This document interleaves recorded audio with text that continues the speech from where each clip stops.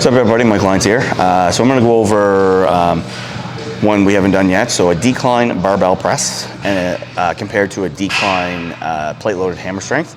And then kind of go over risk of injuries and stuff like that. So it's one of those ones that aren't done a lot, but it has its benefits and it has its non-benefits. So let's get into it.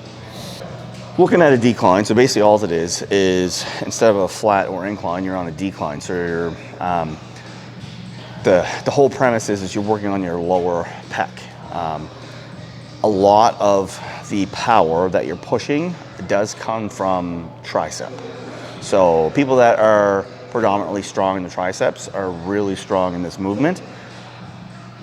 You can have some serious injuries with your shoulders when you get into this. Get into it like you would get into it for a flat press. Like you still want your chest up, you still want your chest engaged. You still want that little arc in your lower back. So grab the bar the same, everything is the same.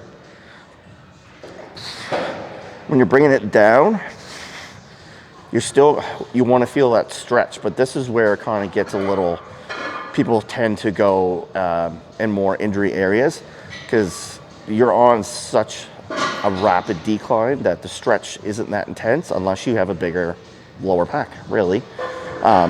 So you got to control the weight and pop.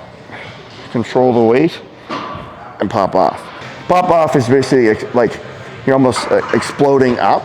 Like it's not explode like super fast, but you're coming up at a quicker pace than your negative is. So it's down, feel the stretch, up, down, feel the stretch, up. So it's a very short movement when you're doing it correctly, but a lot of people don't feel that stretch, so they tend to move the bar up into their neck area to get more of a stretch, and that's when you're starting to get into shoulder injuries. You're putting your joints in predicaments that they just don't go. So that's where you got to be a little safer and just go for that kind of that feel. And unfortunately, people that don't have a real big lower pec or a big pec, they're not going to feel that stretch, and will think, oh, I can lift heavier, blah, blah, blah, blah. And then the bar starts to sink down in, and then they're going to, basically what happens is they start adjusting their form. And when they press off, they can't really have the strength to press it. And then they're starting to do this from the bottom, and you're just asking for injury. So decline plate-loaded hammer strength press. So the one thing you're going to notice right away with this machine is the path of what you're pressing. So as you can tell, they all come in forward like this, but the path is you're going out. So that opens up the chest a bit more.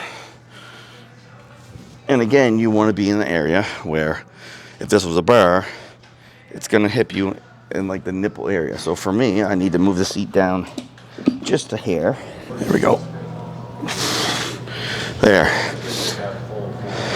So in that spot, we're pressing. I'm still keeping my shoulder blades against the bench.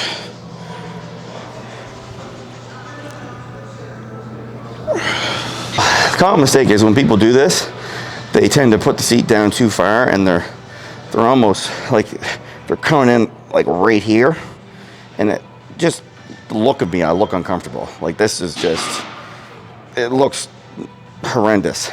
So you got to use the seat, like bum against the seat. You can still arc your chest the way you would on a normal bench. Everything stays upright, and you're just pressing away.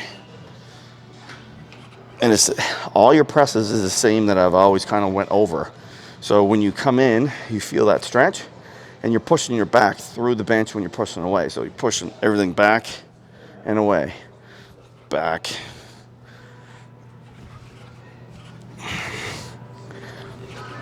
And the one major benefit with this is the path of the handle. So in the bar, basically you're stuck in this position.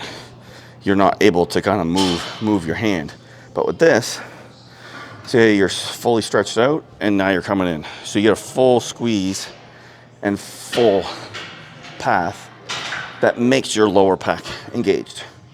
So out of the two, If you have the ability to have both these machines, I would definitely say this one is more beneficial to grow that area of the chest. You get way more feeling out of this, and you can use the seat and see yourself in the mirror. Because the detrimental part of being on a decline bench is there's no mirror. You can't see yourself. You're going purely on feel, which is where a lot of people start moving the bar path, going a little bit too high, going a little bit too heavy. Where with this, you can go and watch yourself, watch your posture, watch that everything's here. You're pushing through the bench with like your back, everything's flexing at the proper moment. This is the one that you're going to get the most benefit out of. So these are the ones that I would use over those two exercises.